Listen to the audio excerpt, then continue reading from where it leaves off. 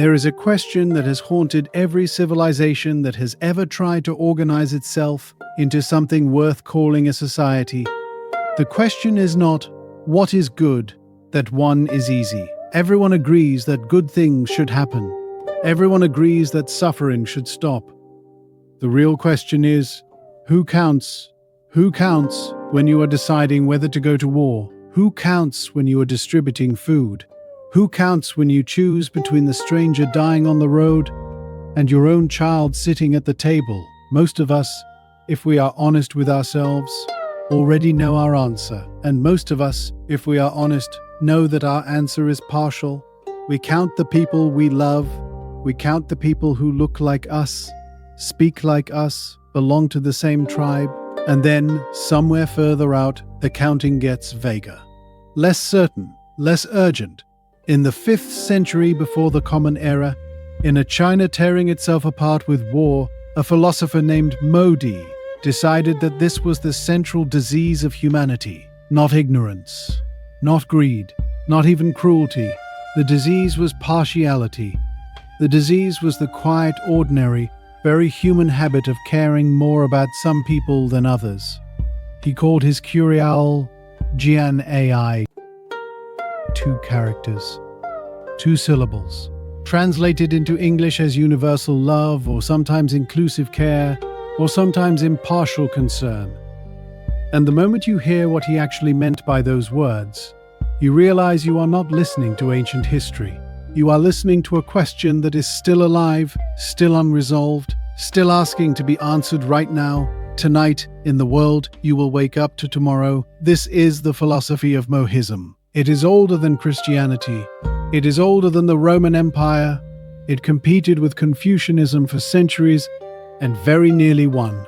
Then it disappeared so completely that most people living today have never heard its name, and that disappearance is itself a part of the philosophy. Because the story of why Mohism died tells us something devastating about what human societies actually choose when they are forced to choose between what is comfortable and what is just. Let us begin.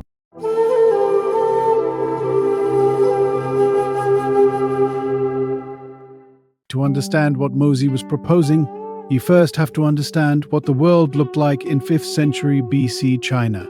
Picture this: there is no unified country called China.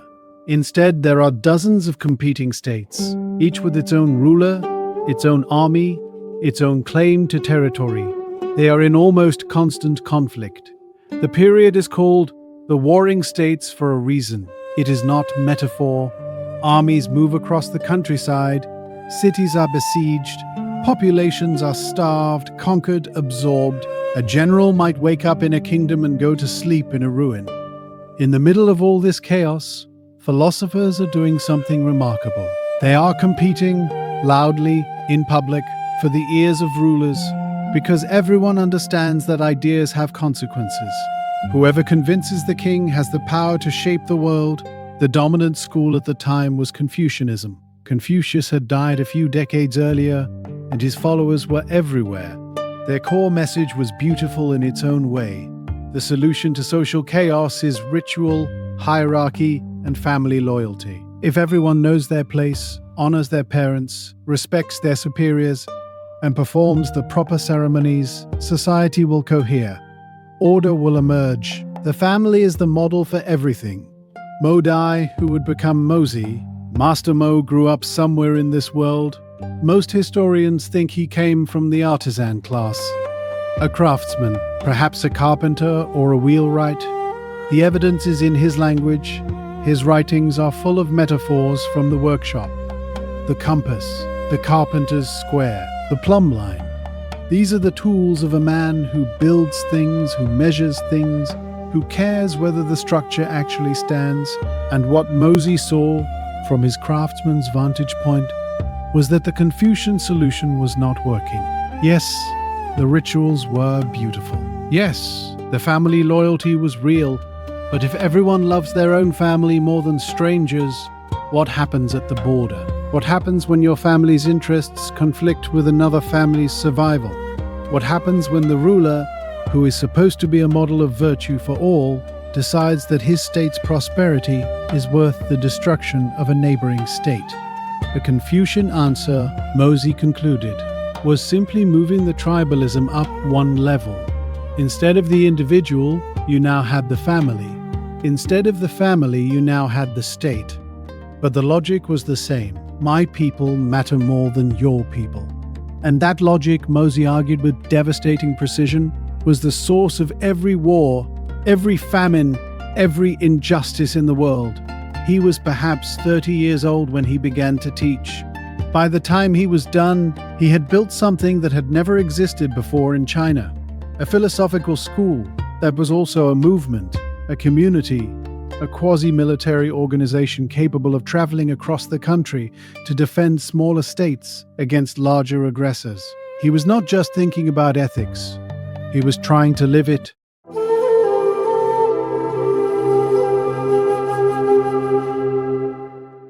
Mozi's argument begins with an observation so simple it is almost embarrassing. He looks at the world, at the wars, the theft, the exploitation, the cruelty, and he asks a single question: where does this come from?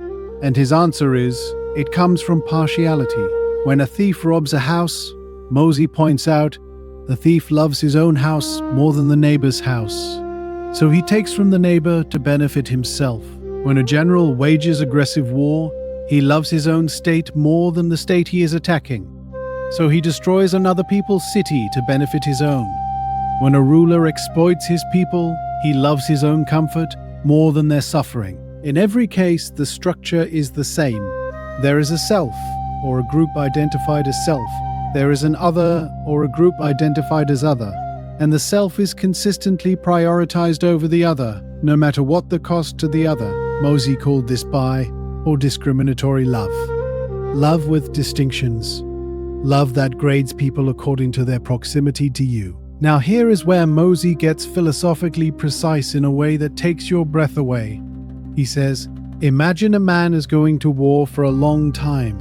He asks his friend to look after his family while he is gone. When he returns, he discovers that the friend who was supposed to care for his family had instead neglected them while caring for the friend's own family. What does the man think of his friend? He thinks the friend is a traitor. He thinks the friend has failed at the basic duty of friendship. Now, Mozi says, apply that same logic to the rulers of states. You have been entrusted with the welfare of your people. If you pursue your state's benefit at the cost of another people's suffering, you are doing exactly what that faithless friend did. You have betrayed the trust. The analogy is simple, but the implication is enormous, because Mozi is saying that partial love is not just a personal moral failure. It is an incoherence. It is a contradiction in terms. You cannot claim to be a good person, a good friend, a good ruler, while systematically privileging some human beings over others on the basis of proximity. And then he goes further. He says, the reason partial love feels natural is that we have inherited it. We were raised with it. The Confucians have built an entire philosophical system around it and called it virtue. But the fact that something feels natural does not make it right. Many things that are natural are also destructive. Disease is natural. Floods are natural.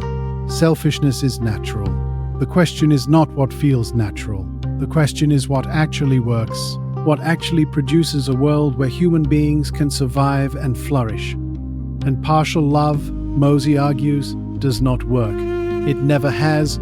The evidence is everywhere you look.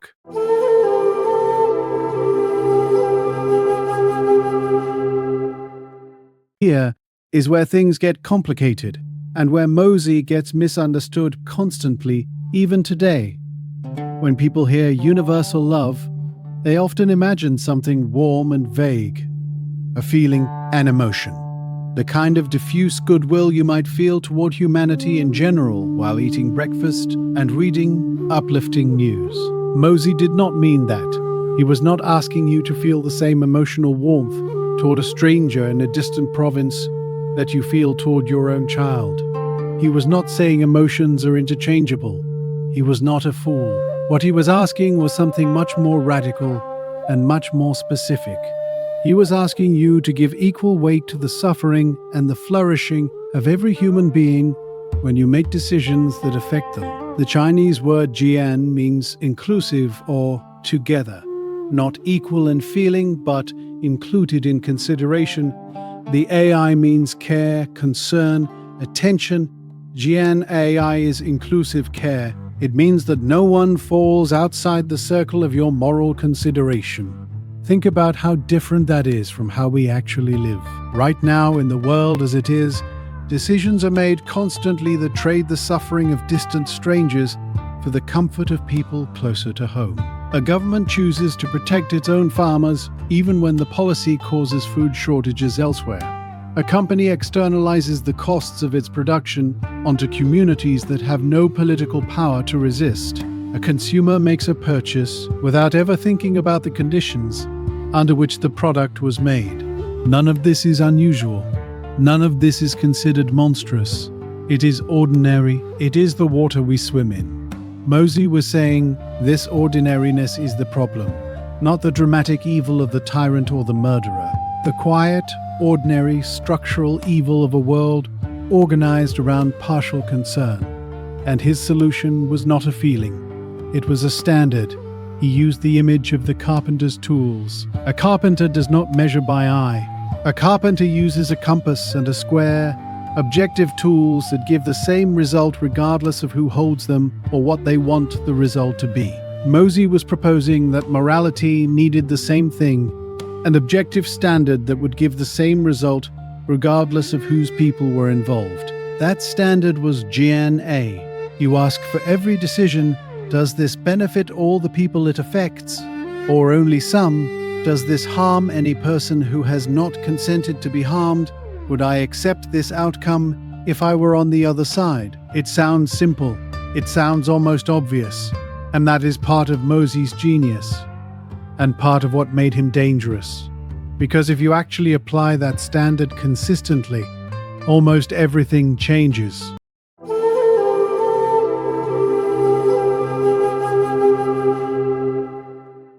Here is the part that tends to surprise people who have never encountered Mohist philosophy. Mozi does not primarily argue for universal love on the grounds that it is spiritually beautiful or morally transcendent. He argues for it on the grounds that it works, that it is, in the most literal possible sense, in everyone's self-interest. This is a very unusual move in the history of ethics. Most moral philosophers tell you that morality requires sacrifice, that you have to go against your selfish nature to be good, that virtue is a kind of struggle against what you actually want. Mozi says, I disagree. Let me show you why. He runs through a series of thought experiments. If you are about to go on a long journey and you need someone to look after your family while you are gone, do you choose a friend who practices universal love, who will care for your family as he cares for his own, or a friend who practices partial love, who will prioritize his own family over yours? Obviously, you choose the universalist. If you are ill and need someone to care for you, do you trust the doctor who sees all patients equally, or the doctor who favors people like himself? Obviously, the universalist. If you are oppressed by a powerful ruler and need help, do you turn to the state that practices universal concern, or the state that only cares about its own interests? Obviously, the universalist. In every case, Mozi argues, when you actually think through what kind of world and what kind of people you want to surround yourself with, you choose the world built on universal care, because that is the world that will also care for you. Partial love is, in the end, a collective action problem. Everyone practicing partiality creates a world where everyone is worse off than they would be, in a world where everyone practices inclusion.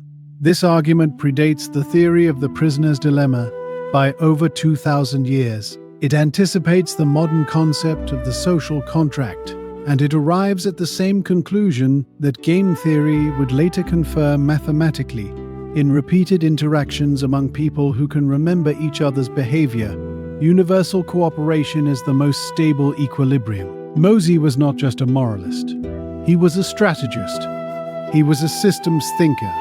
He understood that the world is interconnected, that harm travels, that the suffering of strangers eventually becomes the suffering of people you love. He wrote, "Universal love is the way of heaven, since heaven nourishes and sustains all life without regard to status. The sun does not choose which fields to illuminate. The rain does not decide whose crops deserve water. The universe, in its operation, practices Jian'ai." And Mozi was asking, why do we humans believe we are exempt from the logic the universe itself obeys?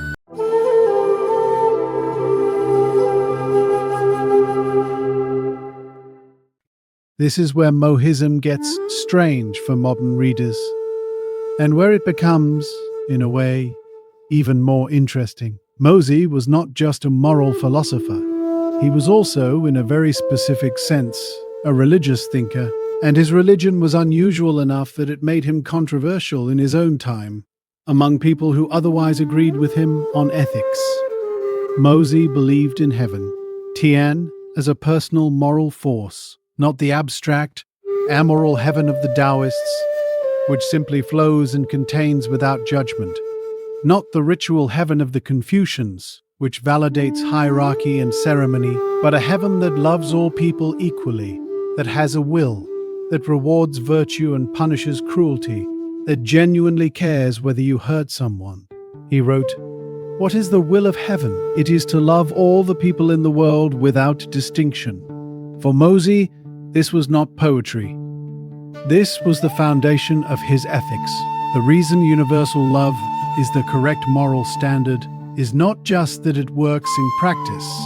It is that the universe itself is structured around it. When you practice Jian'ai, you are aligning yourself with the deepest grain of reality. And then Mozi did something that surprised everyone, including his followers. He argued for the existence of ghosts and spirits as moral enforcers. Now, this is easy to dismiss. It sounds like folk religion. It sounds like superstition. And many later Mohists downplayed it precisely for that reason, preferring to ground the ethics in rational argument alone. But look at what Mozi was actually doing. He said, "I cannot prove whether ghosts exist or not. Neither can you. But consider what happens if we act as though they do. If powerful spirits genuinely punish those who harm the innocent, then the powerful have a reason to restrain themselves even when no human institution can stop them. If the wrongfully murdered can return to demand justice, then the strong cannot simply assume that their crimes are invisible and consequence-free." What Mozi was building was a cosmic accountability system, a universe where no harm goes unregistered, where the powerful cannot hide their cruelty behind the impunity that wealth and status provide. This is, in structure, identical to the function that divine judgment plays in many religious traditions. The specific theology differs, but the moral function is the same: to close the gap between what is done in secret and what is known, between what can be gotten away with and what is actually right. Whether you believe in ghosts or not, you can see the philosophical work Mozi was doing. He was trying to ensure that the weak had some recourse against the strong, that the world was not simply a place where power defined justice. And in the 5th century BC, with no international courts, no human rights declarations, no media capable of exposing atrocities, that cosmic guarantee was not an idle superstition. It was one of the only available mechanisms for constraining the behavior of those at the top.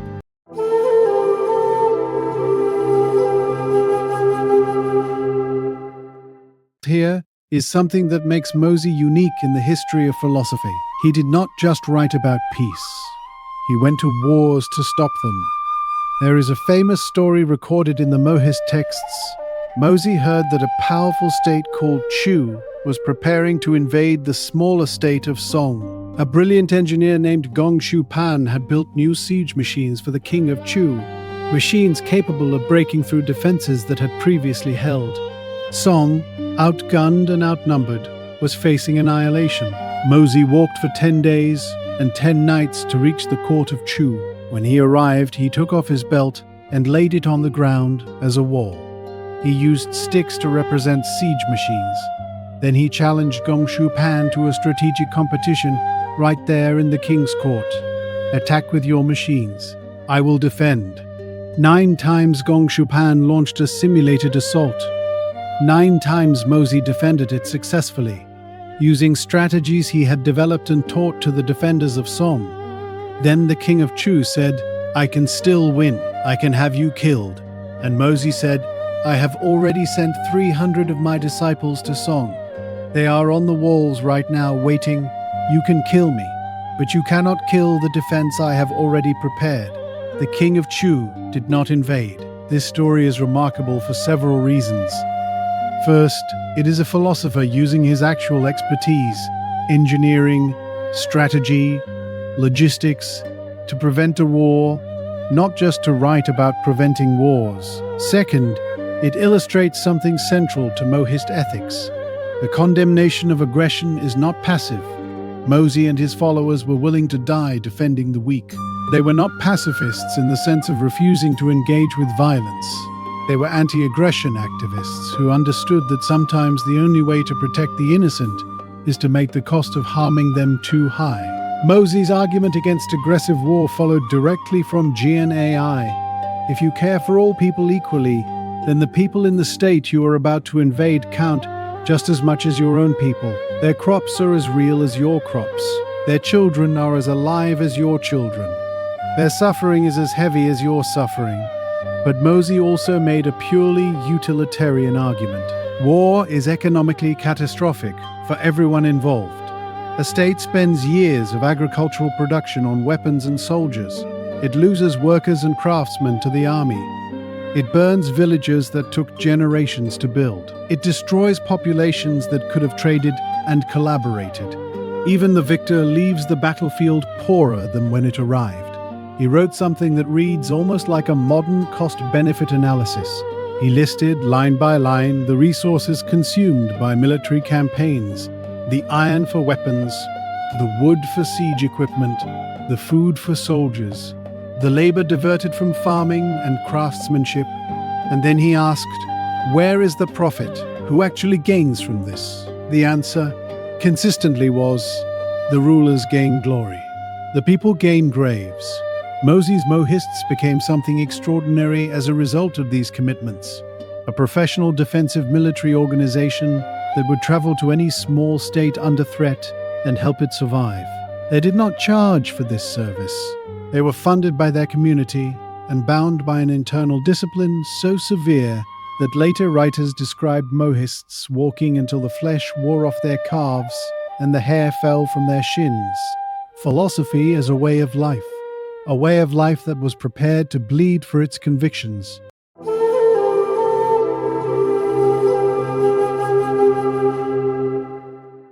You cannot understand Mohism without understanding that it was born in opposition, and the thing it opposed was the most powerful philosophical tradition in Chinese history. Confucianism, by the time Mozi arrived, was the dominant intellectual framework for understanding how human society should be organized, and it was built on a premise that Mozi found not just wrong, but dangerous. The Confucian premise was this: love is naturally and rightly graduated. You love your parents most, then your extended family, then your community, then your state, then, perhaps, humanity in general, in a diffuse and attenuated way. This graduated love, what Confucians called Ren, or humaneness, is the model for all social relationships. The family is the template for the state. Filial piety is the foundation of all virtue. This sounds warm, it sounds realistic. It sounds like a philosophy built for actual human beings rather than angels. Mozi said, look at what it produces. If every ruler loves his state more than others, you get wars. If every aristocrat loves his family more than others, you get nepotism. If every person loves their own kin more than strangers, you get a world where the weak die alone and the strong accumulate everything.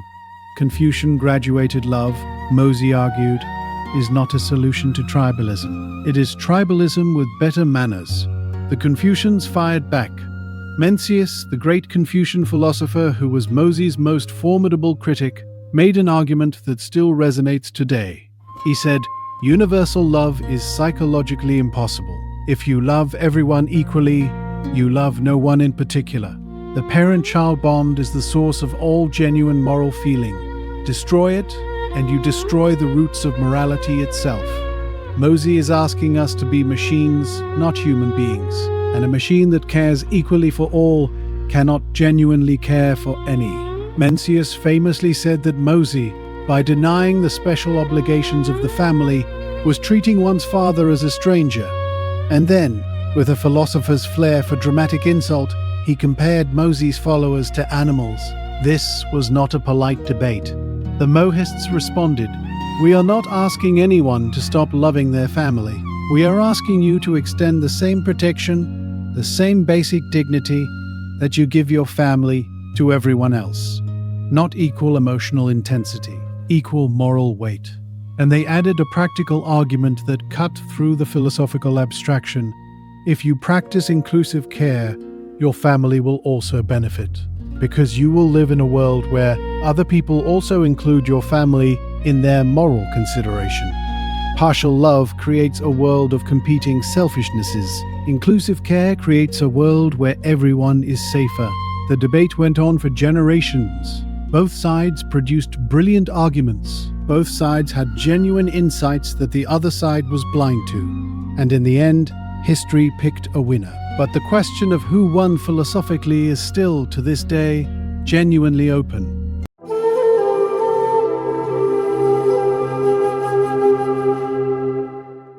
Mohism was not just a philosophy of personal ethics, it was a political program. And its political program was, by the standards of the ancient world, extraordinarily radical. In Mozi's time, political power in China was almost entirely hereditary.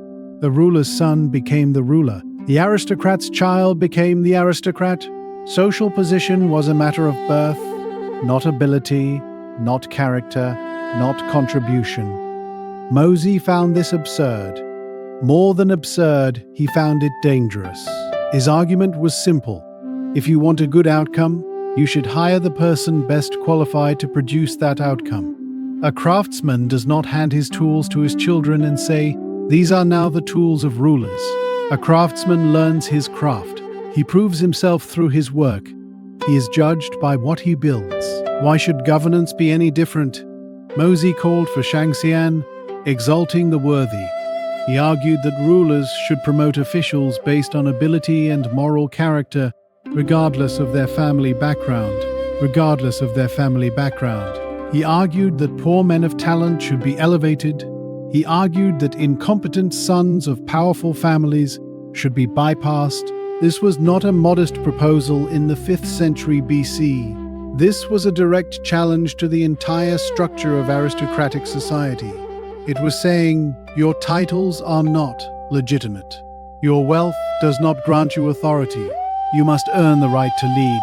And Mozi backed this up with his own community. The Mohists were famous for practicing what they preached. Their internal leadership was determined by competence and dedication, not by birth. They maintained a strict code of austerity. No lavish ceremonies, modest food, simple clothing that prevented the accumulation of status displays that might corrupt their meritocratic principles. They also argued against elaborate funerals and the excessive mourning practices of Confucian tradition. The Confucians prescribed years of mourning during which officials would withdraw from their duties. Mozi saw this as wasteful and harmful. People needed governance. A state could not afford to have its administrators paralyzed by ritual grief for years on end. The Mohists argued for simplicity in burial because elaborate funerals consumed resources that could be used to feed the living and reinforce the status hierarchies that Mohism opposed. The rich burying their dead in silk and jade were signaling that their dead were worth more than the living poor.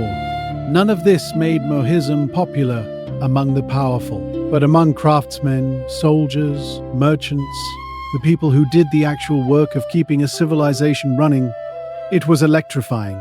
For the first time, someone was saying, your birth does not determine your worth. Your skill and your virtue do.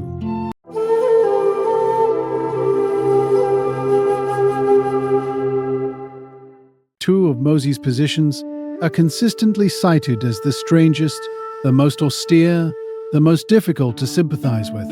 He condemned elaborate music, and he condemned fatalism. At first glance, these seem like the arguments of a joyless Puritan.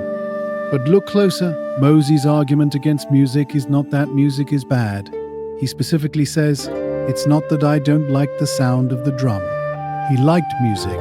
He simply argued that, in a world where people were starving and dying in wars, the resources consumed by elaborate musical performances at court were obscene.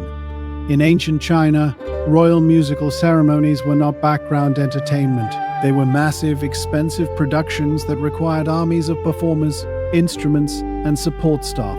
They diverted labor and resources from agriculture and production, and they served primarily to reinforce the status of the powerful and create a spectacle of luxury that ordinary people could observe but not participate in. Mozi's question was, can you justify this expenditure when people are hungry? This is the utilitarian calculus at its sharpest. It is not arguing that pleasure is wrong. It is arguing that when pleasure costs other people's survival, it is not a neutral act. Today, this argument is everywhere and nowhere. It is the logic behind debates about executive compensation in times of layoffs. It is the logic behind arguments about luxury consumption in the face of global poverty. It is the logic that everyone finds compelling in the abstract and almost no one follows in practice, because following it consistently would require giving up a great deal of what makes comfortable life comfortable. Mozi knew this, and he chose to live it anyway. He walked until his feet bled. He wore rough clothing when he could afford better. He ate simple food when elaborate meals were available. He was not preaching sacrifice without practicing it. The argument against fatalism is equally sharp.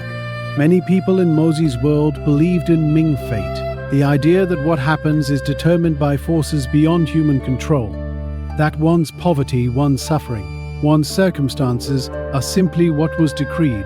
Mozi argued that fatalism is ethically destructive, not because it is necessarily wrong as a metaphysical proposition, but because of what it does to the people who believe it. If you believe your suffering is fated, you do not try to improve it. If you believe the world is as it must be, you do not work to change it. If rulers believe that the poverty of their people is determined by heaven, they feel no obligation to improve conditions. Fatalism, Mozi said, is the ideology of despair. It is the philosophy that tells the oppressed, do not resist, for resistance is futile. It is the consolation that keeps people in chains by convincing them the chains are inevitable. Against this, Mozi placed a radical insistence on human agency and social responsibility. The world is not as it must be. It is as we have made it, and therefore, it is as we can change it.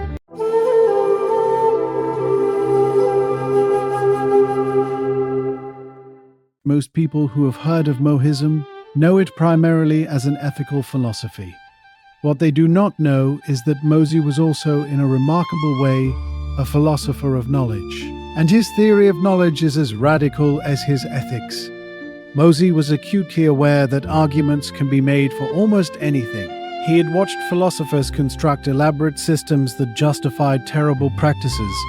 He needed a way to test whether a doctrine was actually sound, not just internally consistent, but right. He proposed what the Mohist texts call the 3 tests of doctrine. The first test, does it have a root? This means, is there historical precedent and evidence for it? Does it accord with the actual behavior of people we recognize as wise and good? A doctrine that contradicts all human experience of what produces good outcomes starts at a disadvantage. The second test, does it have a source? This means, is it grounded in what people actually observe and experience?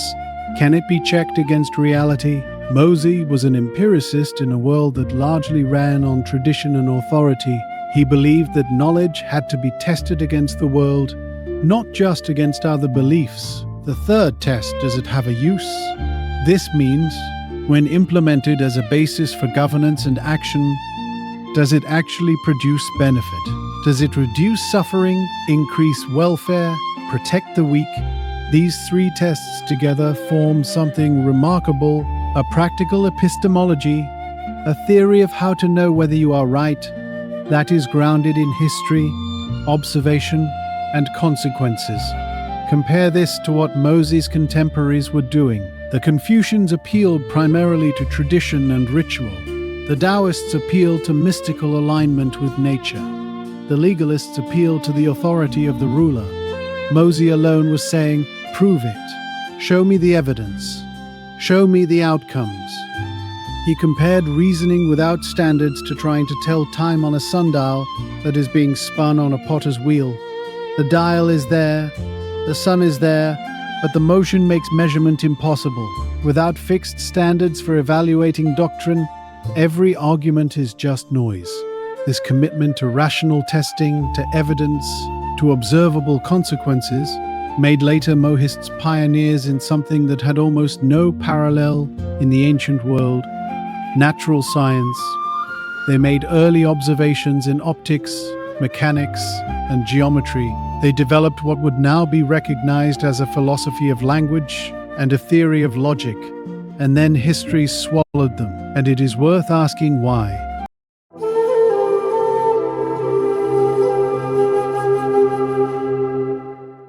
Before we get to the disappearance of Mohism, we have to sit with a harder question. Was Mozi right? Not in the broad sense, in the specific, uncomfortable, philosophically serious sense. Because Mohism contains a paradox that its critics identified immediately and that has never been fully resolved. The paradox is this: if you love all people equally, who do you save first when you can only save one? Mencius pressed this question hard. He said, imagine you have a mother and a stranger, and they are both about to drown, and you can only save one. Mohism, if applied consistently, should make this choice arbitrary. A coin flip, because both people are equally loved. But of course, no sane person treats this as a coin flip. We save our mother, we should save our mother. And the fact that we should tells us something true about the nature of moral obligation that Mozi's framework cannot account for. The Mohists had an answer, a surprisingly good one. They said, inclusive care does not mean identical care. It means that everyone falls within your circle of moral concern. Your mother falls at the center. The stranger falls somewhere in the field. You save your mother first. But you do not therefore have the right to deliberately harm the stranger for your benefit. The stranger's interests are not zero. They are simply not first in this particular emergency. This is actually a sophisticated position. It is not very far from what modern philosophers call moderate partiality. The view that special relationships generate special obligations, but that everyone still has some claim on our moral attention. But it creates a new problem. If you allow partiality in the emergency case, how do you prevent the emergency logic from expanding to swallow every decision? Every ruler who has ever exploited the weak has claimed that his own people's needs constituted an emergency. Every war has been framed as defensive necessity. Every act of partiality comes dressed in the language of the exception. Where is the line? This is not a question Mozi answered definitively. It is a question that still does not have a definitive answer. And that unresolved tension at the center of universal love, between the demands of abstract justice and the legitimate claims of particular relationships, is one of the deepest fault lines in moral philosophy. It is the same tension that runs through every debate about immigration policy, foreign aid, military intervention, and global justice. It is the question the Harvard philosophers debate in their ethics seminars. It is the question your neighbor is arguing about without knowing it has a name. Mozi put his finger on it 24 centuries ago. He did not solve it, but he named it, and that is worth a great deal.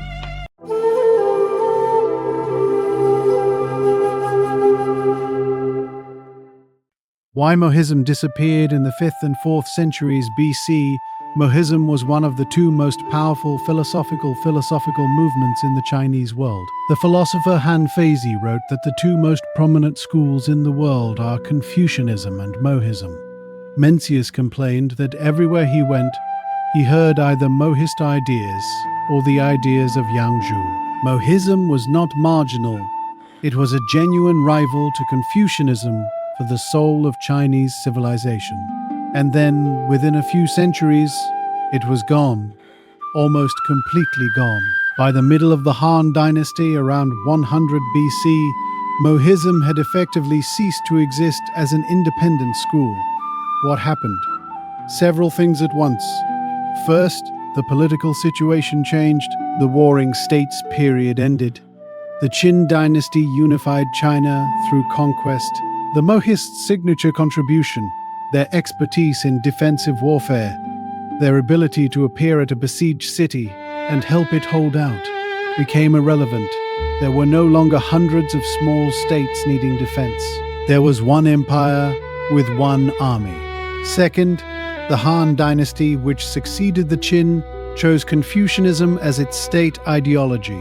This was a political decision as much as a philosophical one. Confucianism, with its emphasis on filial piety and hierarchical loyalty, was extremely useful to an imperial state. It told people to obey their parents, and by extension their rulers. It created a moral framework that reinforced the legitimacy of centralized power. Mohism was not useful to imperial power in the same way. A philosophy that argued for the equal moral worth of all people, that condemned aggressive war even when the aggressor won, that insisted leaders be chosen on merit rather than birth. This was a philosophy that made rulers uncomfortable. It challenged the foundations of hereditary authority. Third, and perhaps most interesting, Mohism was absorbed.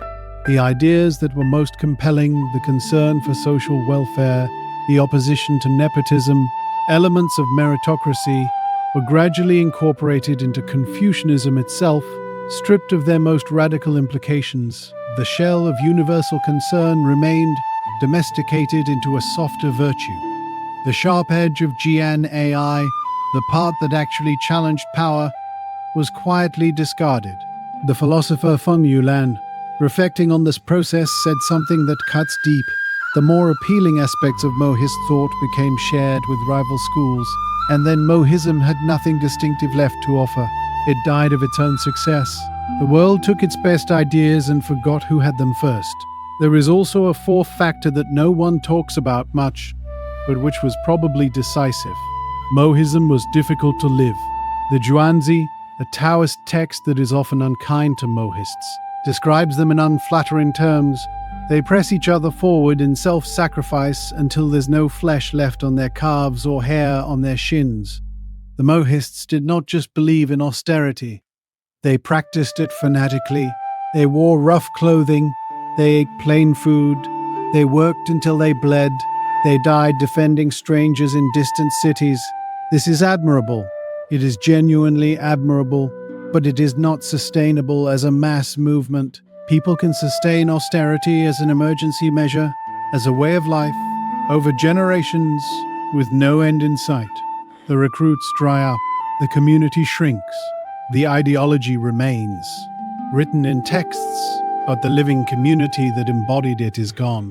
Confucianism survived in part because it did not ask its followers to be heroes. It asked them to be decent, to honor their parents, to perform the proper rituals, to treat people in their social circle with appropriate courtesy. This is achievable.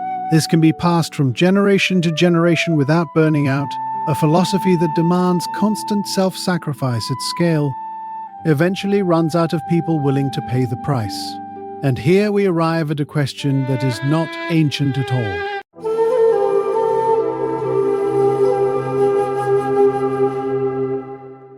Every ethical framework that has ever tried to take seriously the equal worth of all human beings has hit the same wall. It is easy to believe in universal human dignity in the abstract. It is easy to say that every person matters. Every religion says this. Every political ideology claims it. Every human rights declaration proclaims it. The difficulty is the arithmetic. There are 8 billion people on this planet. There are 8 billion people on this planet. Most of them live in conditions that people in wealthy countries would consider intolerable. Many of them are dying from diseases that are treatable, from hunger that is preventable, from violence that could be stopped. And the resources to address these problems exist. The math has been run many times. The number of dollars required to eliminate extreme global poverty is large but not impossible. The political will required is essentially zero. The problem is not capacity. The problem is partiality. We care about our people more than their people. We care about the suffering we can see more than the suffering we cannot see. We care about the person standing in front of us more than the person who is statistically dying somewhere far away. This is not a new observation. Peter Singer made it in 1972 in a famous essay, arguing, in terms almost identical to Mozi's, that if we have the power to prevent something terrible from happening to someone, at no great cost to ourselves, we are obligated to do it, regardless of how far away they are. The essay was met with intense philosophical interest and negligible behavioral change. Because the argument is right, but something in human psychology resists it. The same something that Mencius identified. We are built for partiality. The special bonds of family and community are not just moral weaknesses. They are the source of our capacity for moral feeling in the first place. Remove them, and you do not get universal love. You get indifference. Mozi understood this. Mozi understood this more than he is usually given credit for. He was not asking people to stop loving their families. He was asking them to extend the logic of family love, not the emotion, the logic outward. If you care when your child suffers, you should care when any child suffers. Not equally, perhaps, in immediate emotional intensity, but equally in moral weight. The question his philosophy leaves us with is not whether we can achieve perfect impartiality. We cannot. The question is whether we can move the needle, whether we can expand the circle just a little further than it currently sits, whether the stranger who is dying today somewhere you will never visit counts for something in your calculations. Not everything, just something. That is Jian'ai. That is what this carpenter's son from Tenjo was proposing 24 centuries ago, walking across a war-torn country in rough clothes to stop a siege that had nothing to do with him personally. He believed it was possible to organize a human community around the principle that everyone counts. He built one, he trained people in it, he sent them to bleed for strangers. The community did not survive. The empire that replaced it was organized around different values, and those values were more convenient for those in power, and convenience usually wins. But the question survived. It survives in every argument about foreign aid and domestic priorities, in every debate about immigration and belonging, in every moment when a comfortable person looks at an uncomfortable world and asks, "Do I owe anything to someone I have never met?" Mozi would say, yes, not because it is spiritually beautiful, because you would want them to say yes if your positions were reversed, because the world works better when the answer is yes, because the logic of universal care is not a demand that you stop being human. It is a demand that you finish the thought you already started when you first decided that human suffering matters.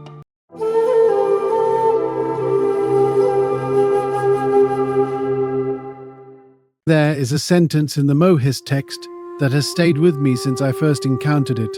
Mozi writes, "When everyone regards the states and cities of others as he regards his own, no one will attack the other's state or seize the other's city. It is so simple. It is almost naive in its simplicity, and yet it contains an entire political philosophy, an entire ethical system, an entire vision of what human civilization could look like if it chose to. The Confucians said, 'Change the family, and you change the world.' The Taoists said, 'Align with nature, and you change the world.' The legalists said, 'Change the laws, and you change the world.' Mozi said, 'Change who you count as yours, and you change the world.' He was not wrong. He may have been the most right of all of them. He was also the one who lost. And perhaps that is the most important thing his philosophy teaches us. Not a comfortable lesson. Not a lesson about the ultimate triumph of goodness or the long arc of justice. The lesson is harder than that. The lesson is that good ideas are not self-sustaining. They require people willing to walk until their feet bleed in their defense.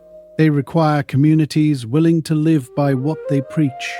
They require a willingness to challenge the convenience of those in power, knowing that those in power will eventually find a way to absorb the useful parts and discard the threatening ones. The ideas that change the world are almost never the ones that make it easier to be powerful.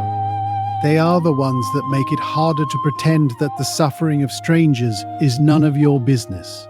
Mozi made that pretense harder. For a few centuries, in a few places, he made it significantly harder.